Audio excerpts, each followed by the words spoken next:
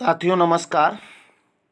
कुछ सवाल UP TET special इस समय 30 क्वेश्चन हम दे रहे हैं, तो कुछ सवाल आपके लिए हम लेकर आए हैं। इनको आप पहले करिए, फिर हम आंसर बताते हैं। 31 नंबर सवाल देख रहे हैं हम। 31 से 60 तक इसलिए करते हैं क्योंकि यूपी टेट में 1 से 30 तक साइको रहता है, फिर 31 से हिंदी रहती है। वही कुछ प्रैक्टिस सेट हैं। तो 31 नंबर सवाल आप देख रहे हैं। नवल सुंदर श्याम शरीर, नवल सुंदर श्याम शरीर में कौन सा अलंकार है? क्या होगा, आप आंसर बताओ। देखो, रूप जब अलंकार कभी आएगा तो आपको करना कैसे, ऑप्शन देखना है। ऑप्शन में से, हालांकि यूट्यूब पर अभी अलंकार हमने पढ़ाया नहीं, लेकिन जो लोग पढ़े हैं वो जानते हैं कि रूपक तो इसमें है नहीं, क्योंकि रूपक की विशेषता होती है कि उसमें कोई कर्मधारय समास का उदाहरण हो। तो इसमें कर्मधारय समास कहीं पर नहीं है, तो रूपक नहीं है। और उपमा नहीं है, क्योंकि उपमा में सा सी से उवाचक शब्द होते हैं। सा, सी, से के समान, सदृश, ये सब शब्द होते हैं, तो उपमा भी नहीं है। अतिशयोक्ति, अतिशयोक्ति भी नहीं है, क्योंकि यहाँ बढ़ा चढ़ा कर कुछ कहा नहीं गया, तो इसमें आपका अतिशयोक्ति भी नहीं होगा। उल्लेख अलंकार होगा। यहाँ पर सब शरीर का वर्णन किया गया है, इसलिए उल्लेख अलंकार है। शरीर का वर्णन किया गया है। नवल सुंदर श्याम शरीर, शरीर की बात कर रहा है, शरीर का उल्लेख कर रहा है, इसलिए इसमें उल्लेख अलंकार होगा। अगला सवाल आपका, ये लाइनें कुछ दी हैं। रक्त है या है नसों में क्षुद्र पानी, जांच कर तू शीश दे देकर जवानी। उपरोक्त पंक्तियां किस कवि की हैं? 4 ऑप्शन हैं इसमें, लेकिन 3 ही दिख रहे हैं। हालांकि 3 में ही आंसर है, चौथा देखने की जरूरत नहीं है। तो ये राष्ट्र चेतना की लाइनें हैं, और राष्ट्र चेतना के कवि जो हैं वो कौन है बताओ? माखनलाल चतुर्वेदी। यानी ये पंक्तियां माखनलाल चतुर्वेदी की हैं। तो जिसको अगर नहीं आता था ये, तो वो एक कॉपी में लिख ले, ये पंक्ति लिख लो, एक लाइन केवल लिख लो, इतनी ही केवल लिख लो, और उसके बाद राइटर आगे डैश करके लिख लो माखनलाल चतुर्वेदी। माखनलाल, अरे क्यों लिख रहे हैं भाई, ऑप्शन तो लिखा ही है ना। उसके बाद फिर अगला सवाल क्या है? छंद पूछ रहा है, ये छंद कौन सा है?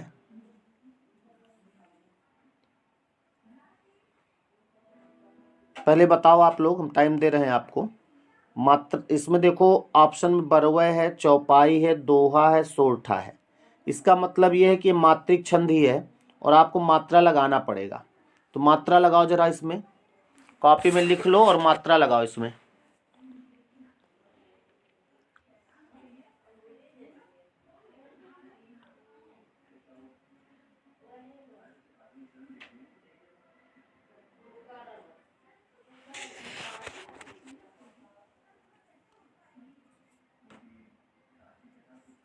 देखो, इसमें ओम का कोई मतलब नहीं है, यहां से मात्रा लगाना है। हनु हनु हनु, हनुमंत, हठीले, ऐसे। और लास्ट में 2 गुरु हैं, तो आप समझ, मात्रा गिनो जरा। 2 2 4 5 6 2 8 2 10 2 12 14 16 आ रही हैं। और 16 मात्राओं का कौन सा छंद होता है? चौपाई। यानी ये चौपाई है, एक ही लाइन में लगाने से मालूम पड़ गया है। इसी तरह आपको भी वहाँ करना है। जब कोई छंद का सवाल आवे तो पहला काम ऑप्शन देखो। ऑप्शन में देखो, सब जैसे वर्णिक के हैं तो फिर वर्ण गिनने की जरूरत होगी। अगर मात्रिक हैं तो मात्रा लगाओ, अगर दोनों हैं तो फिर आपको दोनों काम करने पड़ेंगे। तो इसमें चौपाई है, ये चौपाई हमने लिखाया है कि इसमें 16 मात्राएं होती हैं, और अंत में 2 गुरु होते हैं, तो अंत में 2 गुरु भी हैं इसमें। अगला सवाल,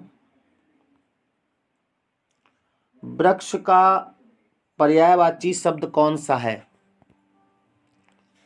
प्रसून, पादप, किंकर, हेम। ये तो सबका हो गया होगा, पादप होगा, क्योंकि प्रसून माने पुष्प होता है, प्रसून जो है पुष्प का पर्यायवाची है। लेन प्रसून चले रघुराई, और किंकर माने होता है नौकर, सेवक, किंकर का पर्यायवाची होता है। और हेम माने होता सोना। तो यानी कि बाकी सब प्रसून पुष्प का है, किंकर नौकर का है, हेम सोना का है, तो पादप जो है वृक्ष का पर्यायवाची। इसी तरह जब भी आप प्रैक्टिस करें तो जो आंसर है वो तो है ही है, जो और ऑप्शन है उनको भी ध्यान दिया करो।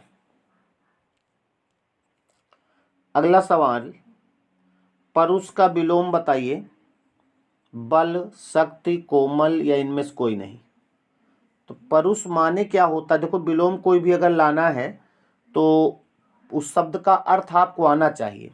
अगर अर्थ आ रहा है तो फिर विलोम निकल आता है। तो परुष माने जो होता है, परुष माने होता है कठोर। परुष माने क्या होता है? कठोर होता है। तो इसका विलोम आपका क्या हो जाएगा? कोमल हो जाएगा। अगला सवाल है, किस शब्द में सम उपसर्ग नहीं लगा है?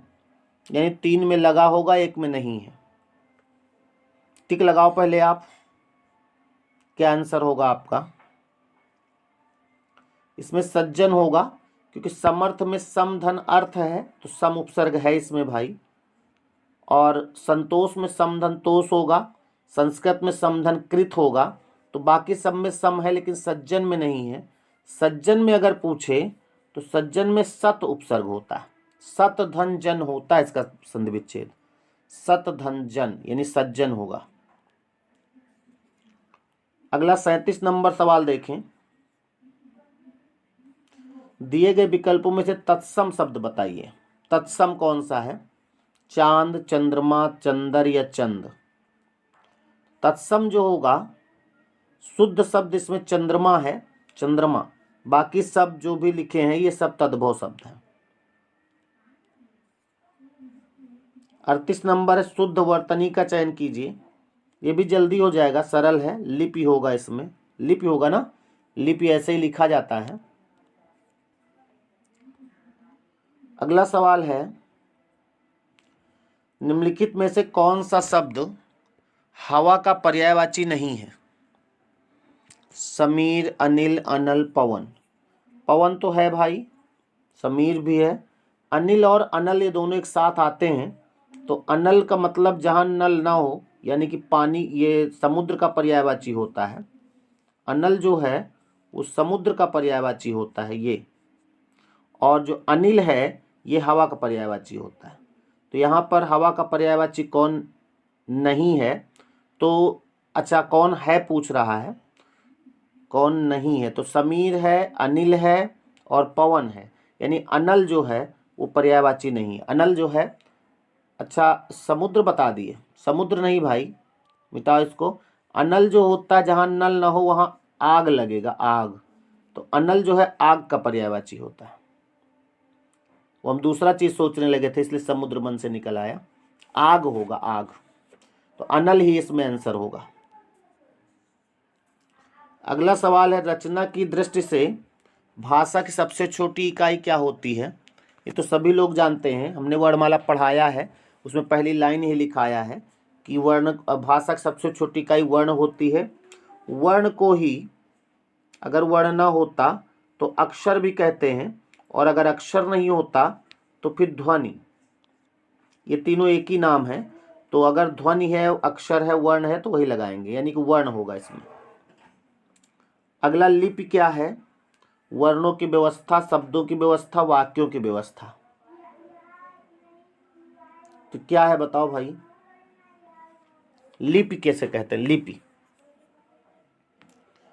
वर्णों की व्यवस्था, वर्णों की जो व्यवस्था होती है उसको लिपि कहते हैं, यानी कि कैसे वर्ण व्यवस्थित किए जाएंगे, तो लिपि होता है।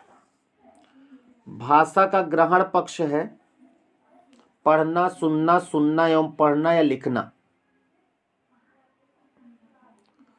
तो भाषा का जो ग्रहण करने वाला पक्ष होता है वो सुनना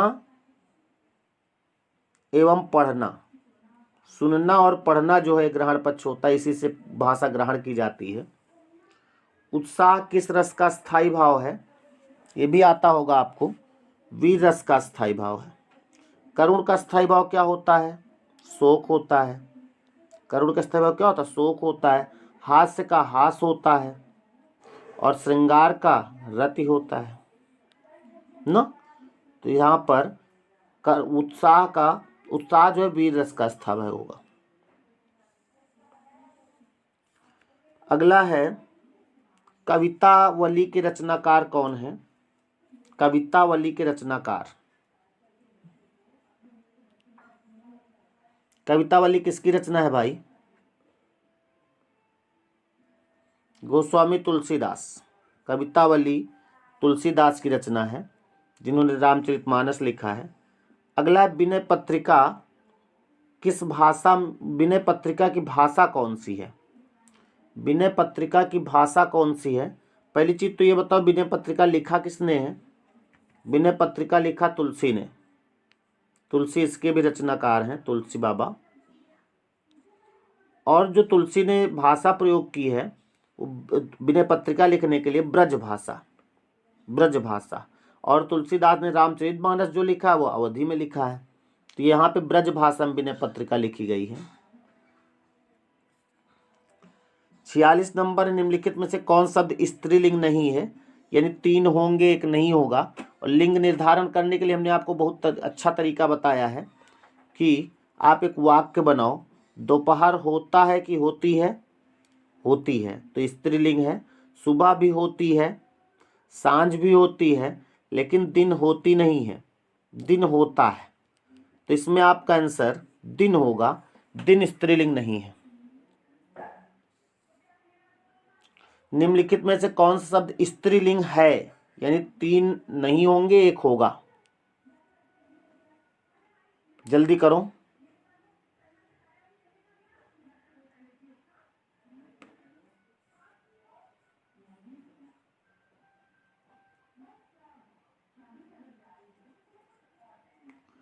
चक्रव्यूह तोड़ा जाता है, यानी पुल्लिंग है, जाता है। संकल्प लिया जाता है, ये भी पुल्लिंग है। मृत्यु होता है कि होती है, मृत्यु होती है, तो यही स्त्रीलिंग शब्द है, मृत्यु। और उत्साह भी बढ़ता है, तो ये भी पुल्लिंग है। तो यहाँ पर आंसर होगा आपका मृत्यु। जिज्ञासा शब्द से बनने वाला विशेषण, जिज्ञासा से हमने बताया है, जिज्ञासा विशेषण बनेगा जिज्ञासु। पिपासा से बनेगा पिपासु। मुमुक्षा से बनेगा मुमुक्षु। ये सब इच्छाएं हैं, तो जिज्ञासा से बनने वाला विशेषण जिज्ञासु होगा। अगला शब्द है, निम्नलिखित किस शब्द में 2 प्रत्ययों का प्रयोग हुआ है। प्रत्यय यानी लास्ट में, तो पहले ज्ञानवान में प्रत्ययवान है, विशेषता में प्रत्ययता है कि नहीं। और वास्तविकता, इसमें 2 प्रत्यय होंगे। शब्द मेन होगा इसमें वास्तव। वास्तव शब्द में पहले इक प्रत्यय लगा तो वास्तविक बन गया, और फिर ता प्रत्यय लगा तो वास्तविकता बन गया। तो इसमें वास्तविकता जो है, इसमें 2 प्रत्यय हैं, एक इक प्रत्यय लगा है और एक ता प्रत्यय लगा है, 2 प्रत्यय हैं इसमें। 50, नितांत शब्द का अर्थ क्या होता है। नितांत का अर्थ, नितांत आवश्यक है, यानी बिल्कुल आवश्यक। नितांत का अर्थ होता है बिल्कुल, नितांत माने बिल्कुल होता है। 51 नंबर सवाल देखा जाए, संस्कृत से ऐसे शब्द जिन्हें हम ज्यों का त्यों प्रयोग में लाते हैं क्या कहलाते हैं। ये तो हमने ज्यों का त्यों जो है, ये अपनी शब्दावली है हमारी, ये तो हम लिखाते ही आपको परिभाषा में। तत्सम शब्द का परिभाषा प्लेलिस्ट में भी तत्सम तद्भव है, अगर हमने लिखाया होगा तो वहाँ ये शब्द जरूर प्रयोग किया है, ज्यों का त्यों। क्योंकि संस्कृत भाषा से जो शब्द ज्यों का त्यों आकर प्रयोग होते हैं वो तत्सम कहलाते हैं, तत्सम शुद्ध होते हैं। 52 नंबर देखा जाए, नीचे दिए गए विकल्पों में से तद्भव शब्द का चयन कीजिए। तद्भव कौन है, टिक लगाओ जरा। तद्भव, प्रलाप, मुंह, बैंक, मर्म। इसमें देखा जाए तो मुंह जो है ये तद्भव है, इसका तत्सम मुख होता है, बाकी सब तत्सम है, मुंह होगा आंसर। जिसका इलाज ना हो सके इसके लिए उपयुक्त शब्द क्या होगा? जिसका इलाज ना हो सके, असाध्य, साधनहीन, दुसाध्य, श्रम साध्य, तो असाध्य होगा, ना हो सके यानी असाध्य।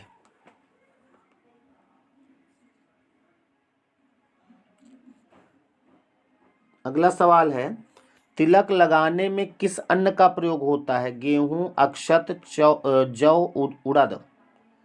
तिलक लगा, कभी तिलक लगाया है? तिलक लगाने के लिए अक्षत का प्रयोग होता है, अक्षत यानी चावल। तिलक किसी से लगाया जाता है? पहले तिलक लगाओ फिर 2 चावल लगा दो, तो यहाँ पर अक्षत होगा। अगला है झरना, काव्य संग्रह के रचयिता कौन है? झरना जो काव्य संग्रह है इसके रचयिता जो है कौन है? सोहनलाल द्विवेदी, सुभद्रा कुमारी चौहान, जयशंकर प्रसाद, अच्छा महादेव वर्मा, नहीं जयशंकर प्रसाद। जयशंकर प्रसाद जो है ये इनके छायावाद काव्य की प्रथम रचना है। ये झरना जो है छायावाद काव्य की प्रथम रचना है। इसका प्रकाशन जो है जयशंकर प्रसाद के द्वारा किया गया था। इसका प्रकाशन 1918 में हुआ है। किसका? झरना का। ये काव्य संग्रह है ये, यानी इनकी कविताएं, झरना के अंतर्गत कई कविताएं लिखी हैं, पूरा संग्रह दिया गया जयशंकर प्रसाद का। अगला है, परहित सरिस धर्म नहीं भाई, पर पीड़ा नहीं सम अधमाई। पंक्ति किस कवि की हैं?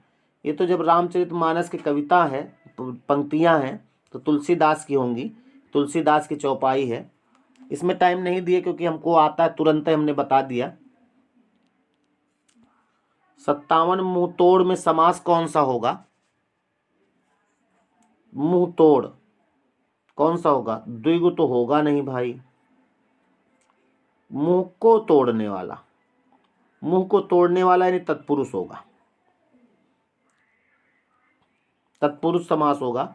और जिसका समास ना पढ़ा हो ना, प्लेलिस्ट में समास हमने पढ़ाया है, उसको ढूंढ के पढ़ लीजिएगा, तो ये जो सवाल होते हैं इसको आप भी कर लेंगे। 58 रसोई घर का समास विग्रह क्या होगा? रसोई घर का समास विग्रह, तो रसोई घर का समास विग्रह होगा रसोई के लिए घर। और इसमें अगर समास पूछता तो कौन सा होगा? तत्पुरुष। और तत्पुरुष के भाग अगर पूछता तो संप्रदान तत्पुरुष। कौन सा? संप्रदान तत्पुरुष होता। के लिए लगता है, नहीं संप्रदान, हाँ के लिए, सही है। अगला 59 नंबर है, बिल्ली की आवाज निकालना, नहीं बिल्ली, भीगी बिल्ली होना एक मुहावरा है, इसका अर्थ क्या होगा? सर्दी लग जाना, नहीं। भीग जाना हो सकता है, डर जाना हो सकता है, बिल्ली की आवाज ये तो होगा नहीं। ये दो तो नहीं हो सकते, क्योंकि भीगी बिल्ली, सर्दी लगना उसी से सेंस है, और इसमें तो बिल्ली शब्द दे दिया है। अब भीग जाना या डर जाना, भीगी बिल्ली लिखा तो भीग जाना भी नहीं होगा। यानी मुहावरा में जो शब्दावली होती है वो अर्थ में नहीं होनी चाहिए। तो आपका आंसर इसमें क्या होगा? डर जाना। और अंतिम सवाल आपके सामने है,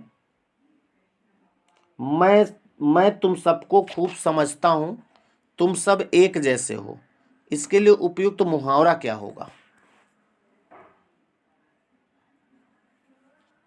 जैसे नागनाथ वैसे सांपनाथ, ये तो मुहावरा ही नहीं है।